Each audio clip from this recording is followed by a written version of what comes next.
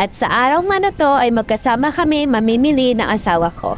At bago pa lang nga kami pumasok dito sa Save More ay nag-usap na kaming dalawa na siya ay mamamalengke abot sa mga pagkain at gamit sa kusina. At dahil nga po isa po talaga siyang chef at mahilig nga po siya magluto, so siya po talaga ang inaasahan kong bumili ng mga ginagamit namin na panluto sa kusina. Habang siya naman ay busy kakapamili ng mga pinapamili niya, ako naman ay nagsisikuha ng mga gusto kong bilhin at kumuha na nga rin ako dyan ng Sandwich Coffee. Sa part na yan ay medyo nawawala na ako at kung saan na ako pumupunta kasi nagsisikuha na ako ng mga gusto kong bilhin. Habang yung partner ko naman ay nagsisikot-ikot at bumibili na rin ng mga gusto niyang bilhin at panglulutuin. Pero kasi napansin kong wala siyang nabiling pickles kaya ako na lang din ang kumuha ng pickles. Yung pickles kasi na to ang ginagamit namin pag gumagawa kami ng lumpiang Shanghai. Lalo-lalo na at mahilig talaga akong kumain ng Shanghai. Kaya lagi ko siyang inuutusan na magluto ng mga lumpiang Shanghai kasi yun po talagang favorite ko. Pinuntahan ko nga siya ulit at chinek ko ano na yung mga pinamili niya. At ayan yung mga pinamili niya. O diba, obvious na obvious naman kung ano yung mga pinili ko at mga pinamili ko. Yung mga pambabae lang naman at mga pagkain ng mga curls.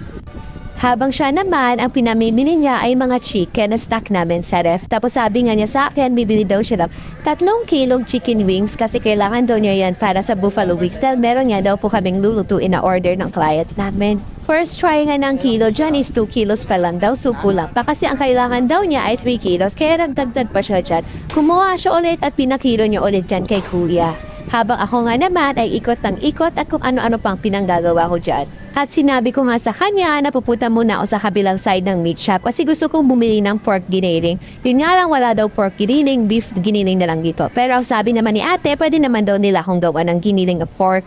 So ayun, kumuha na nga po ako ng pork giniling at nilagay ko na nga rin po sa basket namin. At eto na nga, sa akin na niya binigay lahat kasi ako na yung magbabayad. Ganyan talaga ang trabaho ng misis, tagabayad.